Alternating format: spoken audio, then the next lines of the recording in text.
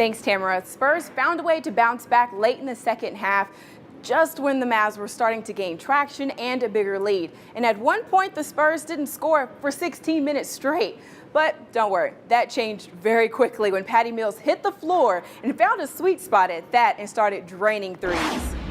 Mills led the way tonight for San Antonio with 23 points, 3 rebounds, and 4 assists. Kawhi Leonard, 21 points, 7 rebounds, and 2 assists. And the Spurs bench tonight contributed 44 points.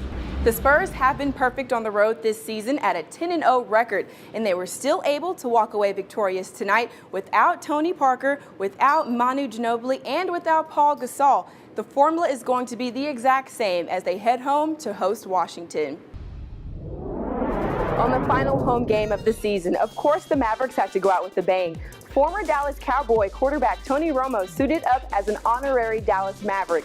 Now, he didn't play, actually, but both Rick Carlisle and Dirk Nowitzki both thanked him for his longtime support of the Dallas Mavericks prior to tip-off. But unfortunately, Denver did have a better second half, causing them to outlast Dallas 109-91. Tonight was just another example of Carlisle giving his younger players more minutes on the court to develop their skills. He also told us that this is going to be an ongoing challenge going into the summertime to rebuild this team back to a winning championship caliber. It's been a rocky year for the Dallas Mavericks, considering the amount of injuries in their role players at the very beginning. However, they've been able to piece together young talent, setting them up to make some noise in the West for next season. Up next, Dallas takes on the Memphis Grizzlies in the final game of the regular season. That's a wrap here at the American Airlines Center. I'm Whitley Pleasant for D210 Sports TV on Spectrum Sports, and you've just been credentialed. Thanks, Tamara. The Golden State Warriors just wrapped up a dramatic win against the Oklahoma City Thunder just last night and brought that same winning momentum here tonight at the AAC. A sloppy start was soon forgotten as the Warriors dominated the majority of the game. Head coach Steve Kerr says the biggest part of this victory came from the reserves. It was another Curry family reunion here tonight, with this time Seth Curry in a starting position and playing more minutes alongside his MVP older brother. Stephen told us earlier today that seeing his younger brother playing in the NBA is truly a surreal feeling. Klay Thompson led the Warriors with 23 points, with the help of 49 points coming off the bench. The Golden State Warriors still sit at the top of the Western Conference at 57-14. They return home on Friday to take home Sacramento. I'm Whitley Pleasant. Back to you, Tamara. Thanks, Tamara. The month of January has been quite the roller coaster ride for the Cavaliers. 7-8 after tonight's loss. From the injuries to King James complaining about the front office's dedication on winning, the Cavs could really use a fresh start in the month of February. And you know, Coach Lue couldn't agree more. Without big man Kevin Love in the mix, Coach Lue started Richard Jefferson instead. But Love's explosive offensive presence was truly missed tonight.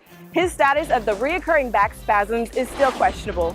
LeBron James notched 23 points and 9 rebounds. Kyrie Irving finished with 18 points and 5 assists. He was just 2 points shy of scoring at least 20 points in 7 consecutive games. Richard Jefferson netted 11 points with 3 rebounds. Dallas split the series 1-1 right here tonight at home against the Cleveland Cavaliers. Only 1 day's rest stands for LeBron and company hosting the Minnesota Timberwolves. I'm Whitley Pleasant. Back to you, Tamara. Welcome back to the College Park Center for another exciting Dallas Wings season. Tonight, the Wings hosted the Minnesota Lynx in the season home opener. And as you can expect it was an exciting one. The last time these two teams met, it was an overtime loss for Dallas, definitely down to the wire. Tonight was just another example. Minnesota came out on top, winning 89-87.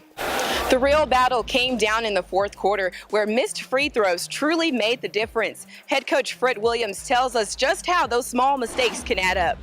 The Wings were without Ariel Powers and Evelyn Akator due to injury. However, the 6 rookies and the vets meshed very well tonight. The chemistry was booming. Here's Skylar Diggins-Smith with more game reaction. The Wings roster looks completely different from last season, with youth being the biggest difference. However, tonight proved that there is a promising future here for the Dallas Wings. Up next, they take on the Indiana Fever, looking for a bounce-back victory. That's a wrap here at the College Park Center. I'm Whitley Pleasant for D210 Sports TV, and you've just been credentialed. It's been an exciting day of basketball here at the Final Four. The first match of the semifinals South Carolina rolled over Stanford 62-53. Now, Stanford did control that first half mostly, penetrating that paint, causing South Carolina to get more of their shots on the perimeter. And probably the most anticipated game of the evening between the unbeaten UConn and Mississippi State on their very first Final Four appearance. Revenge was in the air as the Bulldogs tried to avenge last year's terrible loss against the Huskies, 98-38. They even went as far as putting the number 60 on the weight room as a reminder to get back to this point and beat the unbeaten. Head coach Vic Schaefer said he already knew his players were already in the mood to win this game before this game even happened.